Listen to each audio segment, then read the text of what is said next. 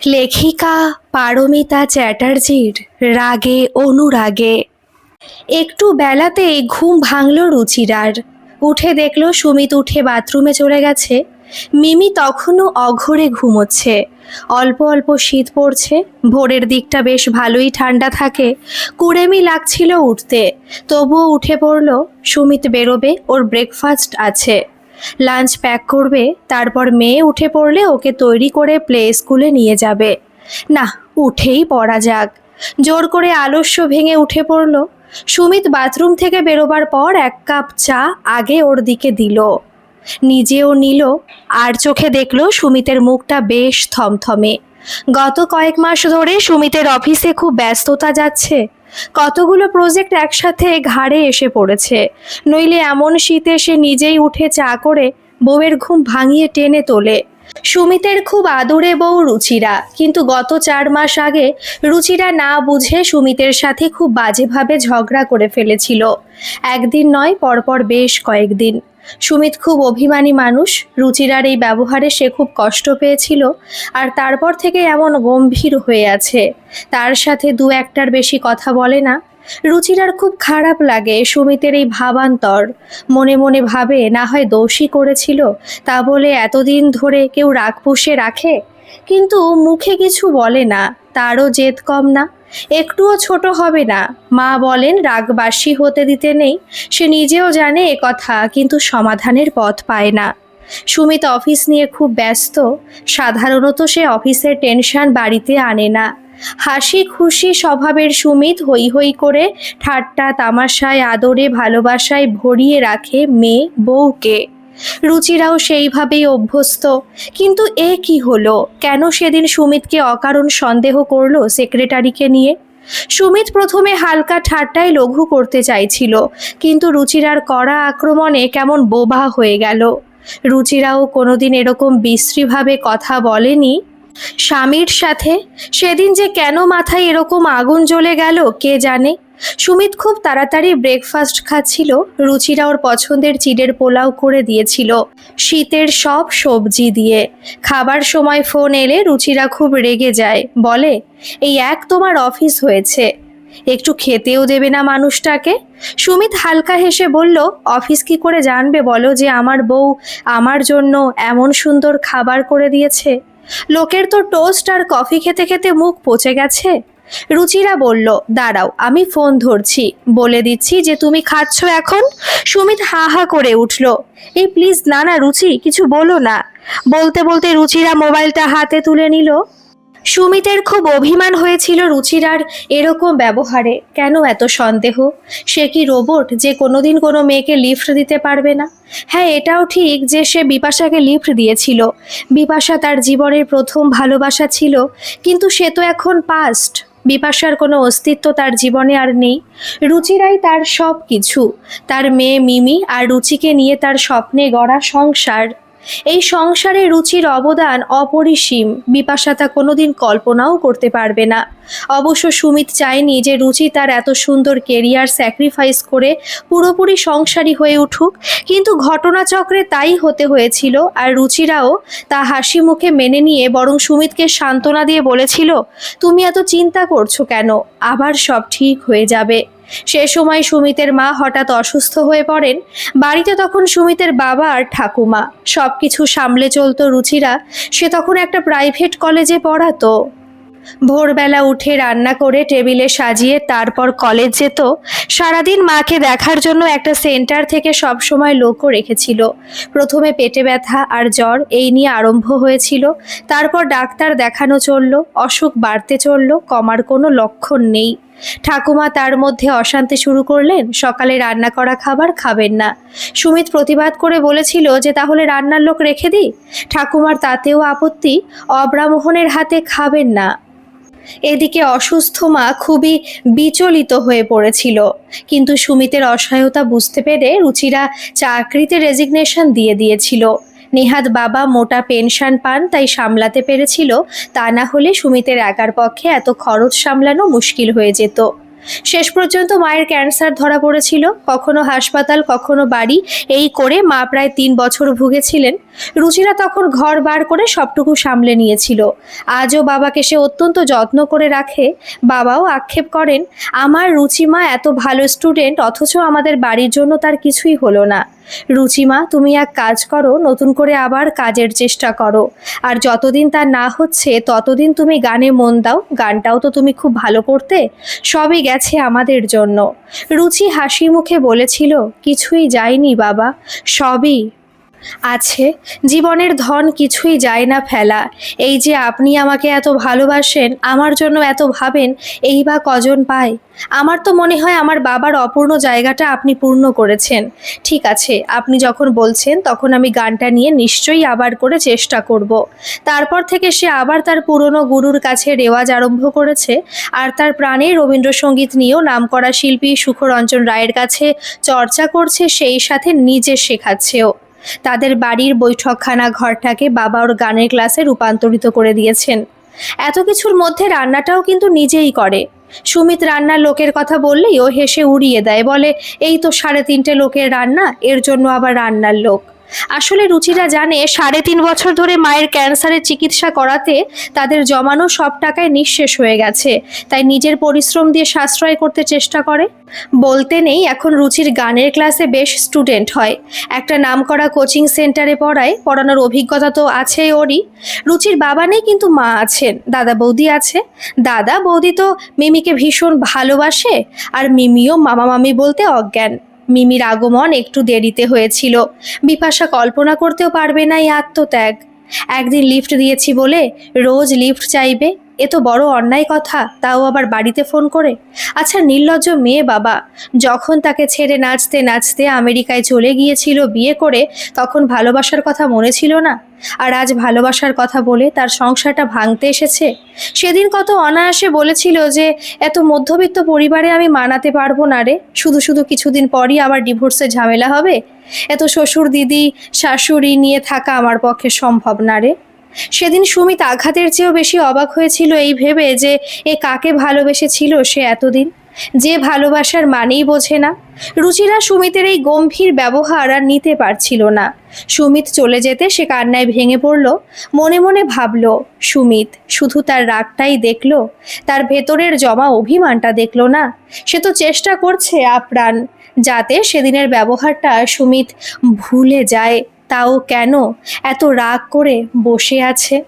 সুমিত পথ চলতে চলতে ভাবে, রুচি এই সকালে কত কষ্ট করে উঠে তার জন্য তার পছন্দের চিড়ের পোলাও বানিয়ে দিল। সকালের চাও তো নিজে করে নেয় আজকাল, তাকেও দেয় আর বাবাকেও দেয়। আগে এই কাজটা সুমিত করত, এখন রাগ করে আর করে না। হঠাৎ মনটা খুব খারাপ করে উঠল রুচির জন্য, খুব কাছে পেতে ইচ্ছে করলো। দুজনে রাত কাটে নিদ্রাহীন শয্যায়, অথচ কেউ কারোর কাছে যেতে পারে না। অভিমান বোধহয় এমনই হয়, কিন্তু এরপর মিলনটাও তো আরও মধুর হওয়া উচিত। সুমিত আর পারল না একটা ফোন না করে। ফোনটা না করলে বারবার অন্যমনস্ক হয়ে পড়ছে সে। রুচিরাও শ্বশুর মশাইকে জলখাবার সাজিয়ে দিচ্ছিল। এবার মেয়েকে তুলতে যাবে। মেয়েটা বড় হয়ে গেল, তবু একদিনও যদি নিজে থেকে ওঠে। গজগজ করতে করতে মেয়ের ঘরের দিকে গেল। হাতে থাকা মুঠো ফোনটা হঠাৎ বেজে উঠল। তার জল ভরা চোখ দুটো হাসিতে ভরে উঠল। সুমিত রুচিকে ফোন করে মনে পড়ল, আরে আজ তো 9 এপ্রিল, তার মানে আজ রুচির জন্মদিন। সে কি করে ভুলে গেল আজকের দিনটা? ভাগ্যিস ফোনটা করে ফেলেছে, কিন্তু রুচি ফোনটা তুলতে এত দেরি করছে কেন? ওর নিশ্চয়ই খুব অভিমান হয়েছে। আজকের দিনে ওকে কিছু অভিবাদন না করে, ওর যত্ন করে সাজিয়ে দেওয়া খাবারের কোনো প্রশংসা না করেই গম্ভীর মুখে বেরিয়ে এসেছে। আসলে আজকে রাগটা সুচির ওপর নয়, আজকে রাগটা ছিল বিপাশার ওপর। আবার আজকে লিফটের জন্য ফোন করেছে কেন? সুমিতের সাথে কি দেখা হওয়ার আগেও অফিসে যেত না? ঘোড়া দেখলেই খোড়া হয়ে যায় সব। তখন ফোনটা না ধরেই কেটে দিয়েছিল, আর সুচি সেটা আর চোখে লক্ষ্য করেছিল। তাতে তার রাগটা আরও বেড়ে গিয়েছিল। একে তার অফিসে এখন প্রচণ্ড চাপ চলছে। এ সময় বাড়িতে সুচির শান্ত স্নিগ্ধ যত্ন তার খুব প্রয়োজন হয়, কিন্তু সুচি সব জেনেও মিথ্যে একটা সন্দেহ নিয়ে তার থেকে দূরে সরে বসে আছে। এতক্ষণে ম্যাডামের ফোন তোলার সময় হলো। ওপাশ থেকে শান্ত নিরুত্তাপ গলায় বলল, হ্যালো। সুমিত ভাবল রাগটা বাড়ি গিয়েই ভাঙাবে। এখন অভিমান জমে বরফ হয়ে আছে, সহজে ভাঙবে না। তাই সেও খুব সাদামাটা গলায় বলল, দুপুরে রান্না তো হয়নি এখনো। না, মিমিকে স্কুলে দিয়ে এসে আরম্ভ করব। তুমি খেয়েছো সুন্দর ব্রেকফাস্টটা? না, খাইনি। কেন খাওনি কেন? ভীষণ ভালো হয়েছিল তো। আমার খুব প্রিয় ব্রেকফাস্ট, তাই জন্য তো বানিয়েছিলাম। যার জন্য বানালাম সে তো কিছু না বলেই চলে গেল। আসলে বোধহয় খুব তাড়া ছিল, কারোর ফোন এসেছিল মনে হয়। সুমিত এই কথাটা হজম করে নিয়ে বলল, অফিসে এখন প্রচণ্ড চাপ চলছে, তুমি তা জানো। আর এই সময় তুমি যদি মুখ ভার করে দূরে সরে থাকো তবে আমার কতটা খারাপ লাগে বুঝতে পারো না। যাক, যে কথাটা বলার জন্য ফোন করেছিলাম, আজ রান্না করো না, আর দুপুরে আমি আসবো তোমাকে নিয়ে লাঞ্চে বেরোবো। আর বাবা আর মিমি ওদের জন্য খাবার নিয়ে আসবো, তুমি একটু ওদের খেতে দিয়ে দিও, তারপর আমরা বেরিয়ে পড়বো। তা হঠাৎ এরকম একটা প্ল্যান? সুমিত ভাবলো রুচি কি অভিমান থেকে তার প্ল্যানের কথা জানতে চাইছে, না ও নিজেও নিজের জন্মদিনের কথা ভুলে গেছে। সুমিত তাই সত্যি কথাটা না বলে বলল, না এই ভাবছি বড্ড স্ট্রেস যাচ্ছে ঘরে বাইরে, তাই একটু নিজেকে ভারমুক্ত না করলে আর চলতে পারছি না। আর আমার ভারমুক্ত করতে একমাত্র তুমিই পারো। তাই আমিই পারি? তাহলে তাই হবে, তোমাকে ভারমুক্ত করাটা আমার কর্তব্যের মধ্যে পড়ে। ঠিক আছে, তৈরি থাকবো, চলে এসো। That's like a good girl. ঠিক আছে, তৈরি থেকো একদম। যদিও অফিসে আজ প্রচণ্ড চাপ, তবুও বাড়িটা অগ্রাহ্য করলে চলবে না। বিশেষ করে রুচি তার জীবনের বড় মূল্যবান সম্পদ। দেখলো তো, জীবনে ভালোবেসে অতটা সহজ নয় জগৎ। উফ, আবার বিপাশা ফোন করছে। মেয়েটা দেখছি আমাকে পাগল করে দেবে। একে তো আমার ঘরটাকে প্রায় ওলট পালট করে দিয়েছিল, বহু কষ্টে তাকে সামলানোর চেষ্টা করছে, এখন আবার বিরক্ত করতে আরম্ভ করছে। না, কড়াভাবে ব্যাপারটা এবার দেখতে হবে। ফোনটা ধরে সুমিত বেশ কড়া গলায় বলল, ফোন করছো কেন? কি দরকার আমাকে? সুমিত প্লিজ রেগে যেও না, আমার কথাটা শোনো একবার। না, তোমার কথা শোনার দায় আমার নেই, আর তোমার প্রতি কোনো ফিলিংসও নেই। আমার স্বপ্ন দিয়ে গড়া সোনার সংসারটা তুমি নষ্ট করে দিও না, তোমার কাছে হাত জোড় করছি আমি। আমি তো শুধু তোমার কাছে একটু লিফট চাইছিলাম। কেন? এখন আমি আইআইটির ইঞ্জিনিয়ার আর মাল্টি ন্যাশনাল কোম্পানির উচ্চপদস্থ অফিসার বলে সেদিনের অবজ্ঞার জবাব দিয়ে দিয়েছি তোমাকে। আর তোমাকে লিফট দেওয়ার দায়িত্ব আমার নয়। আমার সাথে দেখা হবার আগেও তুমি অফিসে যেতে যেভাবে সেভাবেই যেও। কাল থেকে আমার দুজন জুনিয়র কলিগ আমার সাথে যাবে, তাই আমার রুটটাও বদলে যাবে। তুমিও তোমার রুট বদলে নিও, আমার জন্য অপেক্ষায় না থেকে। ফোনটা রেখে দিয়ে সুমিত বিপাশাকে ব্ল্যাকলিস্ট করে দিল। নিজের মনে গজগজ করে বলতে লাগলো, এসব মেয়েরা ভালোবাসতে জানে না, শুধু টাকা আর স্ট্যাটাস বোঝে। আমার সাথে আমার বাবা মায়ের থাকা চলবে না। আমরা মধ্যবিত্ত মেন্টালিটি, তা এখন ঘুরঘুর করছিস কেন এই মধ্যবিত্ত লোকটার পেছনে? অফিসে ফোন করে বসকে জানিয়ে দিল যে আজ তার পক্ষে আসা সম্ভব নয়, তার শরীর একদম ভালো নেই। বস সন্দীপ মুখার্জি তাকে অত্যন্ত স্নেহ করেন আর তার কাজের দক্ষতার প্রশংসা করেন। তিনি সঙ্গে সঙ্গে বললেন, হ্যাঁ তোমার একটু রেস্টের প্রয়োজন, কদিন ধরে অতিরিক্ত পরিশ্রম যাচ্ছে। রুচিরার মনটাও অনেকটা হালকা হলো আজ সুমিত কথা বলাতে। যাক, সেদিনের ব্যবহারের জন্য সরি বলে দেবে, তাহলেই সব ঠিক হয়ে যাবে। উফ, কদিন ধরে তারও যেন দম বন্ধ হয়ে আসছিল। এরকমভাবে তারা অভ্যস্ত নয়, কথা কাটাকাটি হলেও মিটিয়ে নেয়। এভাবে প্রায় 1 মাস ধরে প্রায় ছাড়াছাড়ি অবস্থায় থাকা আজ পর্যন্ত কখনো হয়নি। সুমিত সোজা দোকানে গিয়ে রুচির পছন্দের পামকেক কিনলো, নানা রকম রুচির আর মেয়ের পছন্দের কুকিজ কিনলো, তারপর একগোছা হলুদ গোলাপ কিনলো। ওখান থেকে সোজা চলে এলো এসি মার্কেটের শাড়ির দোকানে। সেখান থেকে হালকা নীল রঙের একটা জর্জেটের শাড়ি কিনলো রুচির জন্য। রুচির ফর্সা রঙে এই হালকা নীলটা খুব ভালো মানাবে, গায়ের রঙের সাথে মিলে যাবে। তারপর খুশি মনে গান শুনতে শুনতে বাড়ির দিকে চলল। রাস্তায় দাঁড়াতে হবে, চাংওয়া থেকে খাবার তুলবে বাবার মিমির জন্য। সত্যি আজ রুচি ভুলেই গিয়েছিল নিজের জন্মদিনের কথা, কিন্তু শ্বশুর মশাইয়ের মনে ছিল। রুচি শ্বশুরকে ফল কেটে সাজিয়ে দিল। শ্বশুর মশাই বললেন, সবাইকে তো দিলে, নিজে এবার একটু খাও। হ্যাঁ বাবা, খাচ্ছি। মিমিকে একটু রেডি করে স্কুলে দিয়ে আসি, তারপর এসে খাচ্ছি। হ্যাঁ, আমার ফলটাও এখন রেখে দাও, আমিও একটু বাজার থেকে আসছি। এখন আবার বাজারে কি কাজ আছে তোমার বাবা? আছে আছে, সবই কি তোমাকে জানতে হবে? রুচি মুখটা নিচু করে বলল, আসলে তোমার ছেলে আজ রান্না করতে বারণ করলো তো তাই। ও তাই নাকি? হ্যাঁ, বললো আজও লাঞ্চে বাড়িতে আসবে আর খাবার নিয়ে আসবে। যাক বাবা, বাঁচা গেল, একটা দিন অন্তত তোমার রান্নাঘর থেকে ছুটি মিলল। না, আমার তো রান্না করতে ভালোই লাগে। আমার মনে হয় একজন সাইকোলজিতে এমএসসি করা মেয়ে রান্না করে সময় নষ্ট করছে কেন? এখন তো গান আর টিউশন দুটোই করি, এখন আবার ওসব নিয়ে ভাবতে বসলে কেন? না, তোমাকে আবার কলেজে পড়াতে দেখলে বা সাইকিয়াট্রিস্ট হিসেবে দেখতে পেলে আমি খুশিতে মরতে পারবো। না বাবা, ওভাবে বলবেন না, আমি ভালোই আছি। এখন মিমিকে একটু দেখতে হবে তো, আমি বেশি ব্যস্ত হয়ে গেলে ওর অসুবিধা হবে। রুচি চলে গেল মিমিকে তৈরি করতে একেবারে খাবারের বাটি নিয়ে। মিমিরও চিড়ের পোলাও খুব প্রিয়, তার আগে অবশ্য দুধ খেয়েছে হরলিক্স দিয়ে। মিমি জানে দুধ না খেলে মায়ের হাত থেকে বিরাম নেই। মিমি অল্পই খাবারটা খেলো, বাকিটা টিফিনে দিয়ে দিল। গল্প করতে করতে একটা কলাও খাইয়ে দিল। খাওয়া দাওয়া নিয়ে রুচির যত্নের সীমা নেই। স্বামী, শ্বশুর, মেয়ে তিনজনকে সমানভাবে যত্নে রাখে।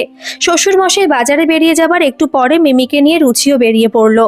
মিমিকে স্কুলে ঢুকিয়ে দিয়ে বেরিয়ে এসে দেখলো ওর স্কুলের বন্ধু অরুন্ধতী দাঁড়িয়ে আছে, ওর মেয়েও এই স্কুলেই পড়ে। আজ রান্নায় তাড়া নেই, তাই অরুন্ধতীর সাথে একটা কফি শপে গিয়ে বসলো। দুজনে বেশ জমিয়ে গল্প করলো অনেকদিন পর। আজ মনটাও তার ভালো আছে। সুমিত নিজে থেকেই ফোন করে সব মিটিয়ে নিয়ে তাকে লাঞ্চে যাবার কথা বলেছে। রুচি জানে সুমিত রুচির সাথে বেশি দিন ঝগড়া করে থাকতে পারে না। রুচি কথা বন্ধ করে দিলে ও ছটফট করতে থাকে। ওর প্রত্যেকটা কথা রুচির সাথে শেয়ার না করলে হয় না। আর রুচির সাথে কথা বন্ধ মানে ও যে খুব কষ্ট পেয়েছে তার রুচি বুঝতে পারছে। যাক বাবা, বাঁচা গেল। মনে মনে অনেকটা শান্তি পেয়ে দুই বন্ধু মিলে চায়ের কাপে তুফান তুলল। অনেক জমে থাকা গল্প সব যেন পেট থেকে গলগল করে বেরিয়ে আসতে লাগলো। এদিকে বিপাশা ভাবছে সুমিতের ফোনটা তখন থেকে সুইচ অফ বলছে কেন? তাহলে কি সুমিত তাকে ব্লক করে দিয়েছে? তাই যদি হয়, সুমিত তুমি কিন্তু খুব খারাপ কাজ করলে।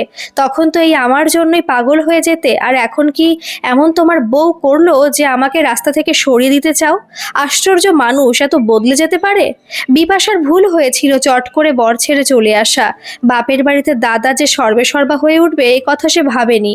বাবাও মারা গেছেন, মা তো চিরকাল দাদার কথায় ওঠে বসে। সোজাসুজি বলে দিলেন যে কি এমন হয়েছিল যে একেবারে ডিভোর্স নিয়ে চলে আসতে হলো। ম্লান হয়ে গিয়েছিল বিপাশা। বন্ধুদের মুখে শুনেছিল যে সুমিত আইআইটি থেকে খুব ভালোভাবে কম্পিউটার ইঞ্জিনিয়ারিং পাশ করে বেরিয়ে অনেকদিন বিদেশে ছিল, তারপর এখন কলকাতায় একটা মাল্টি ন্যাশনাল কোম্পানিতে খুব উঁচু পদে চাকরি করছে। আমেরিকা থেকে চলে এলো কেন? নিশ্চয়ই বাবা মায়ের জন্য। সত্যি ছেলেটা ওই মধ্যবিত্ত সেন্টিমেন্ট থেকে আর বেরোতে পারলো না। ওর বউ নাকি কলেজে পড়ায়, ও কি করে এত লোকের ঝক্কি মেনে নিচ্ছে কে জানে। তার পক্ষে এত সব সম্ভব হবে না বাবা, হবে না বলেই তো সেদিন সুমিতের হাত ছেড়ে দিয়েছিল, আর আজ সুমিত তাকে ছেড়ে দিচ্ছে। রুচি বাড়িতে ফিরে দেখলো পায়েসের গন্ধে বাড়ি ম ম করছে। কি ব্যাপার?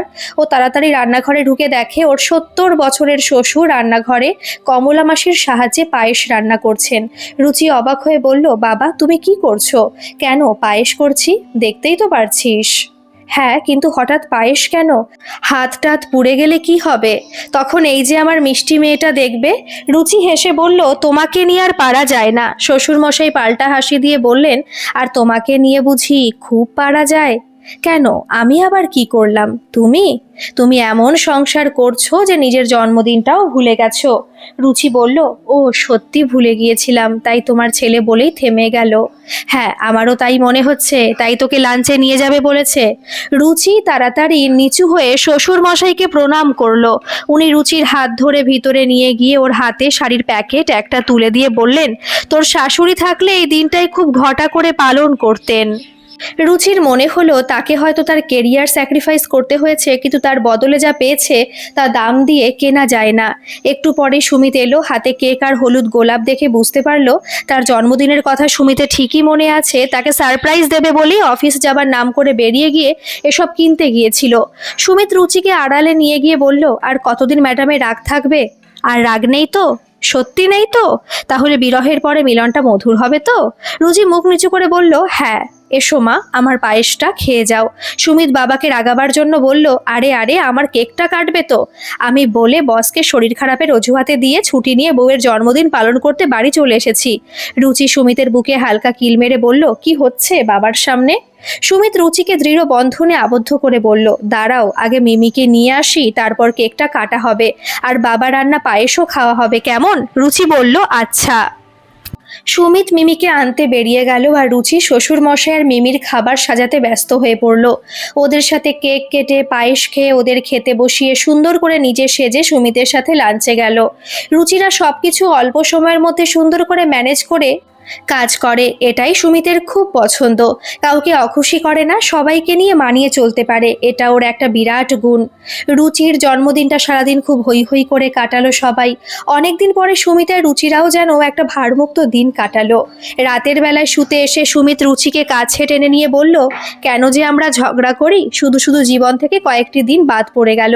এইটুকুই তো জীবন, তার মধ্যে আর প্লাস মাইনাস করলে আর কটা দিনই বা পড়ে থাকে বলো। আর একদম আমার সাথে ঝগড়া করবে না, বুঝেছো?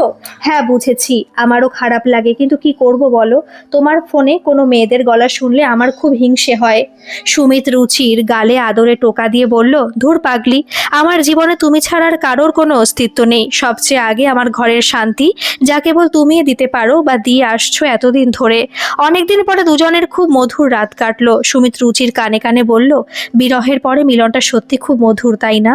রুচি লজ্জায় মুখ নামিয়ে নিয়ে বলল, উফ, তুমি পারো বটে, অনেক হয়েছে, এবার কিন্তু ঘুমোতে হবে। হ্যাঁ চলো, সকাল থেকে তো আবার ছুটতে হবে দুজনকেই, রোজ রোজ তো আর শরীর খারাপের বাহানা দেওয়া যাবে না।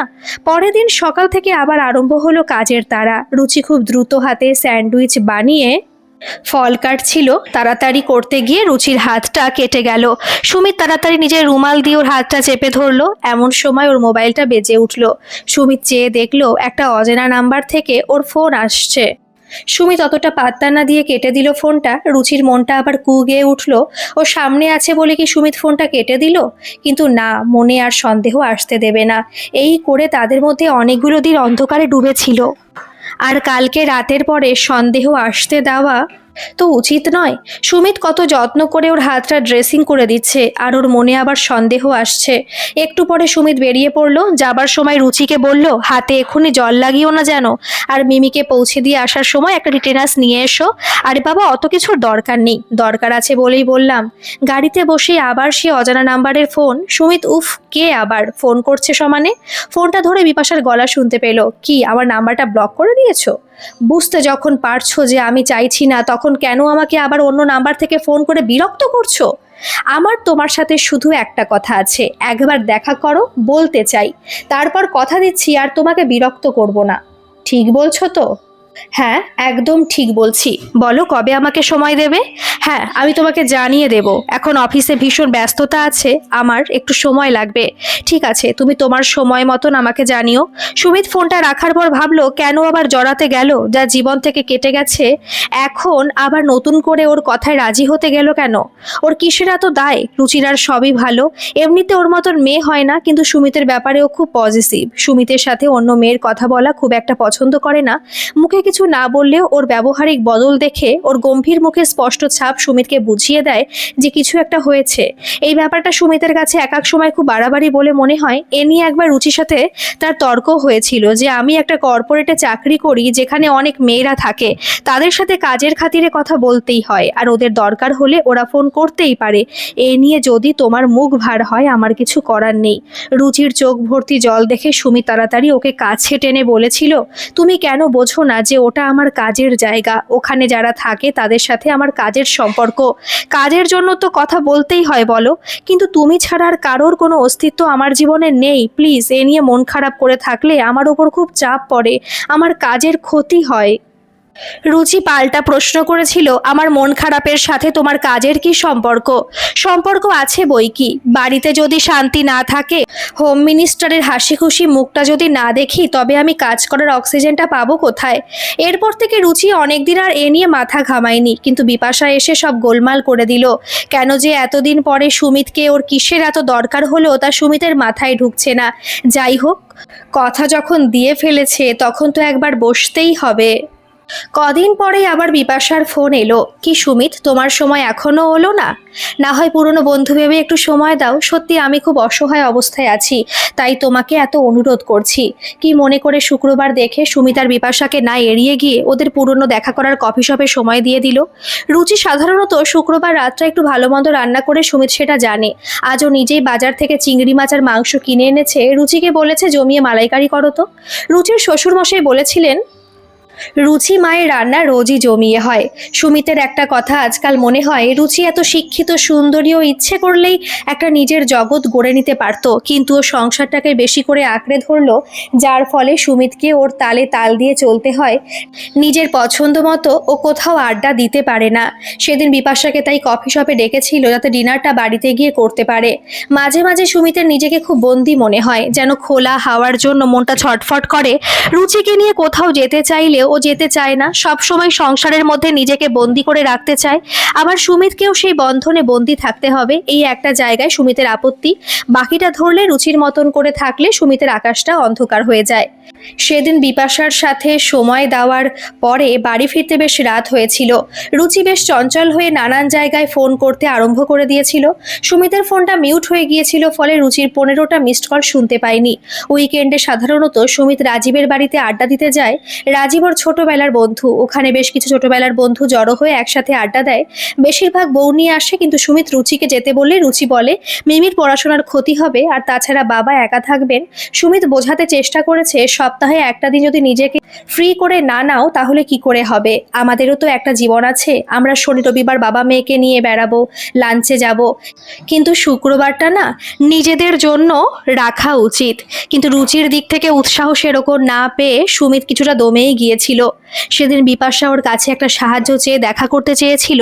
আসলে এরা কারোর সাথে মানিয়ে চলতে পারে না, যে সংসারের জন্য রুচি সর্বস্ব ছেড়ে দিতে পারে, আবার সেই সংসারকে বোঝা মনে করে বিপাশার মতন মেয়েরা চট করে সংসার ভেঙে চলে আসতে পারে না। বাবা সেদিক থেকে রুচি অনেক ভালো, ওর মতন করে নিঃস্বার্থভাবে ভালোবাসতে কেউ পারে না।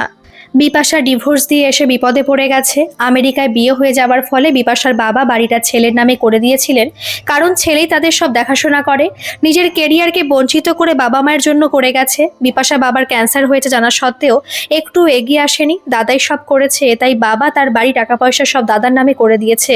হয়তো কিছুটা অভিমান করেছেন, কারণ ওর বাবা তো চিরকাল মেয়েরই ভক্ত ছিলেন, কিন্তু মেয়েরই স্বার্থপরতা মেনে নিতে পারেননি। সুমিত জানতে চেয়েছিল, তুমি তো ওখানে বড় চাকরি করতে, তুমি নিজে এগিয়ে এলে না কেন? বিপাশা তার উত্তরে বলেছিল, আমার পক্ষে সংসার ছেড়ে আসা সম্ভব ছিল না। তাহলে পরে কি করে সংসার ছাড়ার কথা ভেবে একেবারে সংসার ছেড়ে এলে? এই একই সমস্যা আরম্ভ হলো, যে জন্য তোমাকে ছেড়ে এসেছিলাম সেই জন্য ওখানে থাকতে পারলাম না। মানে ঠিক বুঝলাম না। ওখানেও আমার বরের বাবা মা বছরে 2বার করে থাকতে আরম্ভ করলো। তুমি তো জানো আমি রুচি নই, আমার পক্ষে এত ঝামেলা সহ্য করা সম্ভব ছিল না। তার জন্যই তো আমি বাবার অসুখের সময় আসতে পারিনি। আমার বর তো আসতে চেয়েছিল আর দাদার পাশে দাঁড়াতে চেয়েছিল, আমাকে বলেও ছিল যে তোমার দাদার পাশে দাঁড়ানো উচিত। আমি ভেবে দেখলাম আমি যদি ওর কাছ থেকে এই সুযোগটা নিই তবে ও পরে আমার ঘাড়ে নিজের বাড়ির সব সমস্যা চাপিয়ে দেবে, তাই আমি আসতে পারিনি বাবার অসুখের সময়। আমার কি মন খারাপ করেনি? আমি কি বাবার মৃত্যুর খবর পেয়ে কাঁদিনি? তখন খুব আফসোস হয়েছিল জানো, কেন বাবাকে একবার শেষ দেখাও দেখলাম না। সুমিত বলল, ও তোমারও তাহলে মন খারাপ করে? কেন, তুমি কি ভাবো তোমার বউয়েরই একমাত্র মন আছে আর কারণ নেই? যাকগে, ওসব তর্ক না করাই ভালো। এখন আমাকে তোমার কি প্রয়োজন বলো। সুমিত, তুমি এখনো আমাকে ভালোবাসো তাই না? কেন, তোমার কোন কথাটা শুনে মনে হলো যে আমি তোমাকে এখনো ভালোবাসি? না, তা না হলে আমার ওপর তোমার এত রাগ থাকতো না, কোনো অনুভূতি থাকতো না। তোমার ওপর আমার রাগ আছে এ কথা কে বলল? তোমার কথা, তোমার ভাবনা তোমারই থাক, আমারটা আর নাইবা ভাবলে। হ্যাঁ, যে জন্য তোমায় ডেকেছিলাম, তুমি তো এখন অনেক বড় পোস্টে কাজ করছো, আমার জন্য তোমার অফিসে একটা কাজ দেখে দাও না। সুমিত ভাবলো আপাতত এর হাত থেকে মুক্তি পাওয়া দরকার, তাই বলল, তোমার একটা সিভি দিয়ে দিও, তবে আমার অফিসে এখন কোনো ভ্যাকেন্সি নেই তোমার পজিশনে। আমার 2-1 বন্ধুকে দিয়ে দেব। কিন্তু তুমি তো চাকরি করো।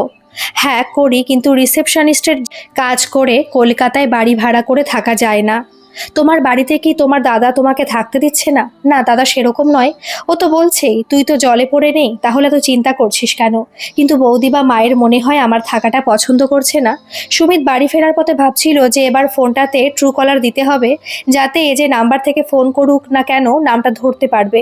বাড়ি ফিরতে রুচি বলল, কি গো, কোথায় ছিলে?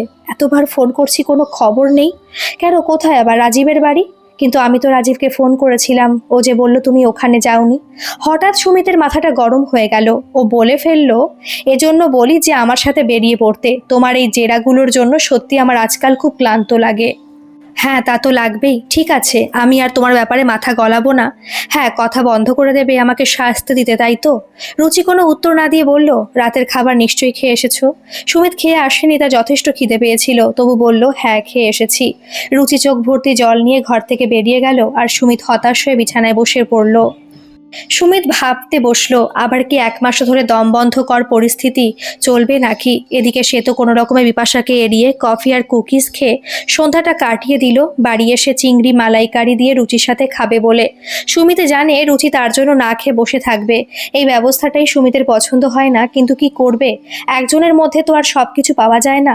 অন্যদিক থেকে তো রুচি সবার চেয়ে এগিয়ে। সুমিত খাওয়ার ঘরে গিয়ে দেখলো টেবিলে তখনও খাবার সব সাজানো রয়েছে। জল ভরা চোখ নিয়ে রুচি সব গুছিয়ে তুলছে। সুমিতর হাতটা চেপে ধরে বলল, আরে খাবার তুলছো কেন? চিংড়ির মালাইকারিটা কেমন হয়েছে দেখতে হবে না? তুমি তো বললে খেয়ে এসেছি। আরে বাবা, তোমাকে না বলে খেয়ে আসবো এত সাহস আমার আছে নাকি? থাকার বানিয়ে মিথ্যে বলতে হবে না, সত্যি বলছি, আমার খুব খিদে পেয়েছে। খুব তাড়াতাড়ি তোমার আর আমার দুজনের খাবার সাজাও, আমি এখনই চেঞ্জ করে আসছি। রুচির মুখে হাসি ফুটে উঠল, হয়তো সত্যি কোনো দরকারি কাজে আটকে গিয়েছিল। রুচির জেরা করতে রাগের মাথায় মিথ্যে বলে দিয়েছে। রুচি নিজেই নিজেকে বলে, কেন যে সে স্বামীকে এত প্রশ্ন করে তার কাজের ব্যাপারে, যে স্বামী তাকে মাথায় করে রাখে, তার উপর কেন বিশ্বাস রাখতে পারে না তা নিজেই জানে না। না, এবার সত্যি বাড়ির বাইরে বেরিয়ে দেখতে হবে। আগের মতো নির্দিষ্ট সময় কাজে বেরিয়ে গেলে তার এই রোগটা যাবে। সে নিজে সাইকোলজি নিয়ে পড়ছে, তাই নিজেই নিজের সমস্যাটা বুঝতে পারে। আজই মিমিকে স্কুলের বন্ধুর একজন মা বলছিলেন, তিনি নিজে যে স্কুলে পড়ান সেই স্কুলে সাইকোলজির জন্য টিচার খোঁজা হচ্ছে। সে নিজেও কয়েকটা কলেজে সিভি দিয়ে রেখেছে। কলেজে পড়ানোতে তার আগ্রহ বেশি, আগে কলেজেই পড়াতো। খুব তাড়াতাড়ি মাইক্রোতে খাবার গরম করে দুজনের খাবার নিয়ে বসে পড়ল। সুমিত এসে টেবিল সাজানো দেখে তো অবাক। খুব আনন্দ করে খেতে বসে পড়ে বলল, আহ, এমন সুন্দর বাড়ির খাবার ছেড়ে কোন মূর্খ পয়সা খরচ করে বাইরে খায়? রুচি বলল, আমি ভাবছি এবার সত্যি একটা কলেজে বা স্কুলে কোথাও জয়েন করব। তোমরাও অনেকদিন ধরে বলছো, আর আমারও মনে হয় এর প্রয়োজন আছে, কিন্তু তার আগে হোম ম্যানেজমেন্টটা ঠিক করে নিতে হবে। সুমিত একটু চমকে তাকালো ওর দিকে, তারপর বলল, আমি তো এই কথাটাই বলি সব সময়, শুধু আমি নয়, বাবাও বলেন। আরে হোম ম্যানেজমেন্টের সময় আমি সমানভাবে তোমার সাথে কাজে হাত লাগাবো। তাছাড়া একটা হোল টাইমার তো রাখতেই হবে। মিমিকে স্কুল থেকে নিয়ে আসা, দুপুরে বাবার মিমিকে খেতে দেওয়া, বিকেলের কিছু জল খাবার। তবে কথা আমি স্বীকার না করে পারছি না যে হোম ম্যানেজমেন্ট কোনো অংশে কম নয়। আমরা তো তবু ছুটির পরে হাত পা ছেড়ে বসে যাই, আর তোমাদের তো চলে সারাদিন ধরে। রুচি বলল, কোনো কাজই ছোট নয়। বাড়িতে বাড়ির লোক না থাকলে মেয়ে আর বাবার যত্নের অভাব হবে। কিন্তু আমি কাজ খুঁজছি আমার নিজের একটু ভালো থাকার জন্য। আমি যদি ভালো না থাকি তবে তোমাদেরকে ভালো রাখবো কি করে বলো? সে কথা 100 ভাগ ঠিক। সেজন্য, আর তাছাড়া তুমি তো যোগ্য একজন টিচার, তোমার সেই গুণটাও কাজে লাগাবেই না কেন? সেদিনকার মতন সব ঠান্ডা হয়ে গেল বটে, কিন্তু ভিতরে ভিতরে একটা ঠান্ডা লড়াই চলতেই লাগলো। কখনো সুন্দরভাবে কথা বলছে, আবার রুচি কখনো খুব গম্ভীর হয়ে যাচ্ছে। সুমিত বুঝতে পারে যে সেদিনের মিথ্যে বলাটা রুচি হজম করতে পারেনি। সুমিত মাঝে মাঝে সহানুভূতিশীল হলেও মাঝে মাঝে বিরক্ত হয়ে উঠছে। মনে মনে ভাবে, তার কি একটুও স্বাধীনতা নেই যে কারোর সাথে বসে একটু কফি খেতে পারে? এটা কিরকম অন্যায়। রুচি ভাবতে বসলো, তার কাজ করার ব্যাপারে সুমিতের এত আগ্রহ কেন? তাহলে ওকে রুচির হাত থেকে মুক্তি পাওয়ার জন্য রুচিকে ব্যস্ত করে দিতে চাইছে। পরের দিন সুমিত রুচিকে অফিস থেকে ফোন করে বলল, কি করছো তুমি? এই তো মিমিকে পড়তে বসে রাতে রান্না বসাবো। ঠিক আছে, রাতে আর রান্না করতে হবে না, তুমি ম্যান্ডারিনে চলে এসো, আমরা এখানে খাবো। বাবার মিমির জন্য খাবার নিয়ে যাব, ওদের খাবার আগে আমি খেয়ে নেব। তা কি করে হয়? কেন হয় না? সবার সব নিয়ম রাখবে তুমি, শুধু আমার কোনো ইচ্ছার দাম দেবে না? রুচি খুব ঠান্ডা গলায় বলল, ঠিক আছে, আমি আসছি এখনই। রুচির শ্বশুরমশাই কখন পিছন থেকে এসে সব শুনছিলেন। কাছে এসে রুচির মাথায় হাত দিয়ে বললেন, যাও মা, ঘুরে এসো। স্বামীর ইচ্ছার দামও দিতে হয় যে। তোমার শাশুড়ির মতো নিজেকে বঞ্চিত করো না। সময় কারোর জন্য থেমে থাকে না, এক সময় এর জন্য আক্ষেপ হবে। রুচি তবুও চিকেন স্টু আর রুটি করে হটপটে করে রেখে বলে গেল যে, বাবা যদি মিমির খিদে পায় তবে ওকে চিকেন স্টু আর রুটি খেতে বলবেন, কালকে না হয় স্কুল থেকে এসে নুডলস খাবে। শ্বশুরমশাই বললেন, তুমি এত চিন্তা করো না তো, মিমির দাদু এখনো বেঁচে আছে তো, মিমিকে ঠিক খাইয়ে দিতে পারবে। এবার রুচি খুশি হয়ে সেজেগুজে চলে গেল। সুমিত রুচির দেরি দেখে ভাবছে নিশ্চয়ই সব রান্না করে গুছিয়ে আসছে, তাই এত দেরি হচ্ছে। ঠিক সেই সময় রুচি ঢুকলো। একটু সাজলেই রুচিকে এত সুন্দর লাগে, কিন্তু এইটুকু সময়ও নিজের জন্য বার করে না। অদ্ভুত মেয়ে বাবা। রুচিকে দেখতে পেয়ে ওকে হাত নেড়ে ডাকলো। রুচি গিয়ে বসতেই ওর হাতে একটা চকলেট তুলে দিয়ে বলল, তোমাকে আজ কি সুন্দর লাগছে তুমি জানো? না তো, কেউ না বললে কি করে জানবো? কেন, তোমার মনে হলো আমি মিথ্যে বলছি? আমি তো সব সময় বলি তোমার মতন এমন মিষ্টি মেয়ে আর হয় না। রুচি বলল, থাক হয়েছে, আর অত ভালো ভালো কথা বলতে হবে না। হ্যাঁ, আমার একটা কলেজ থেকে অ্যাপয়েন্টমেন্ট লেটার এসে গেছে। সুমিত একটু চমকে বলে উঠল, তাই নাকি? ও, তাহলে তো ভালো, দিনেই না জেনেই তোমাকে ট্রিট দিলাম। তোমার কিন্তু এই খবরটা আমাকে ফোনে জানানো উচিত ছিল। বাবাকে বলেছো তো? বাবা খুব খুশি হবেন শুনে। না, এখনো বলা হয়নি, বাড়ি গিয়ে একেবারে খাবার হাতে দিয়ে বলবো। আমি জানি বাবা খুব খুশি হবেন, আর আমিও কিন্তু খুব খুশি হয়েছি। হ্যাঁ, সেটাও জানি। এখন কিন্তু আর আগের মতন সময় দিতে পারবো না। জানি তো, আসলে তুমি সবকিছু মুখে মুখে জুগিয়ে দিতে, সেটাও একটা অভ্যেসে দাঁড়িয়ে গিয়েছিল। আস্তে আস্তে অভ্যেসটা কাটিয়ে উঠতে হবে, আর এর নামই এগিয়ে যাওয়া, বুঝলে ম্যাডাম? হুম, বুঝলাম। ভেবে দেখলাম থ্যাঙ্কলেস জবের মূল্য কেউ দেয় না। তা কেন? আমার বাবা তোমাকে বোধহয় নিজের মেয়ের চেয়েও বেশি ভালোবাসেন, আর আমার কথা তুমি বলবে, আমি নিজে মুখে কিছু বলবো না। তোমার কথা, ওই যে তুমি বললে তোমার অভ্যেসে পরিণত হয়েছে, অভ্যেসটা কাটিয়ে উঠতে পারবে ঠিক সময় মতন। রুচি, আজকাল আমি দেখছি তুমি সোজা কথাকেও বড্ড ব্যাকা করে ধরছো। কি হয়েছে তোমার? যাকগে, একটা আনন্দের দিনে মুখ গোমড়া করে থেকে নষ্ট করো না প্লিজ। তুমি কেন বুঝতে পারো না? তুমি মুখ গম্ভীর করে থাকলে গোটা বাড়ির আবহাওয়াটাই থমথমে হয়ে যায়, আর তুমি হাসি মুখে থাকলে সমস্ত বাড়িটাই ঝলমল করে। থাক, আর খোসামুদে কাজ নেই, খাবার অর্ডার দাও। আজ কন্টিনেন্টাল বলি, তোমার প্রিয় বেকড ফিশ। রুচি বলল, হ্যাঁ তাই বলো, কিন্তু আমি তো অতটা খেতে পারি না, তুমি একটু শেয়ার করো না। হ্যাঁ, আমি তাহলে একটা গ্রিল ফিশ আর বয়েলড ভেজিটেবল নিচ্ছি, আর শেষে ক্যারামেল কাস্টার্ড, তোমার ফেভারিট। ওটা তো বাদ দেওয়া চলবে না, তাই না? হ্যাঁ, ওটা বাদ দিলে সত্যি হবে না। একটু পরে গরম খাবার সার্ভ করে দিয়ে গেল। রুচি খুবই স্বল্পাহারী, ওর পক্ষে অতটা খাওয়া সম্ভব নয় বুঝে সুমিত নিজের জন্য শুধু গ্রিল ফিশ নিয়েছিল, কিন্তু কার্যক্ষেত্রে দেখা গেল বেকড ফিশটাতেই দুজনের হয়ে গেল, অন্যটায় হাত পড়ল না। সুমিত গ্রিল ফিশটা তার সাথে 4 প্লেট চিকেন স্যান্ডউইচ প্যাক করে দিতে বলে বলল, তুমি এত কম খাও যে বলার নয়। এতে কাল আমাদের 4 জনেরই ব্রেকফাস্ট হয়ে যাবে, আর এখন গ্রিল ফিশটা ওদের হয়ে যাবে। তার সাথে ক্যারামেল কাস্টার্ড নেব না অন্য কোনো ডেজার্ট আইটেম নেব? না, চকোলেট মুস নিতে পারো, ওটা বাবা আর মিমির দুজনেরই খুব পছন্দ। বেশ, তাহলে তাই হবে। সুমিত অর্ডার দিয়ে রুচিকে বলল, তুমি তো বেকড ফিশ খুবই কম খেলে।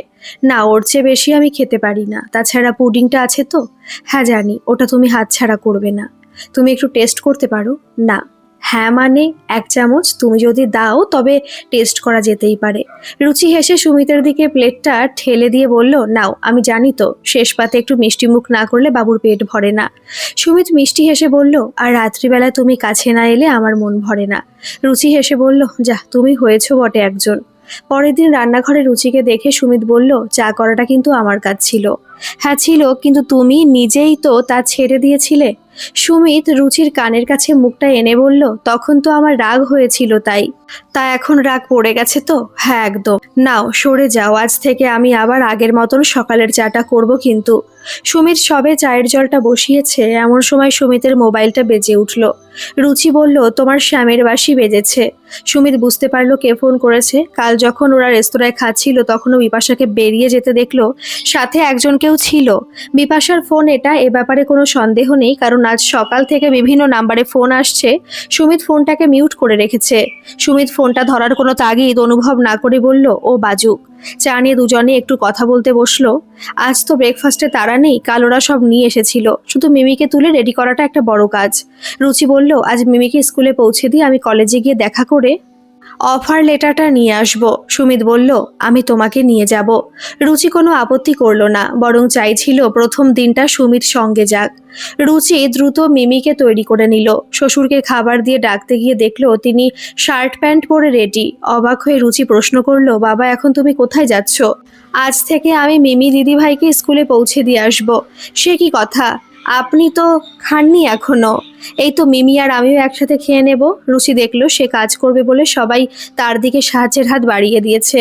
এমনকি কমলা মাসিও বলছে, বৌদি আবার কলেজে পড়াতে যাচ্ছ, বেশ ভালো।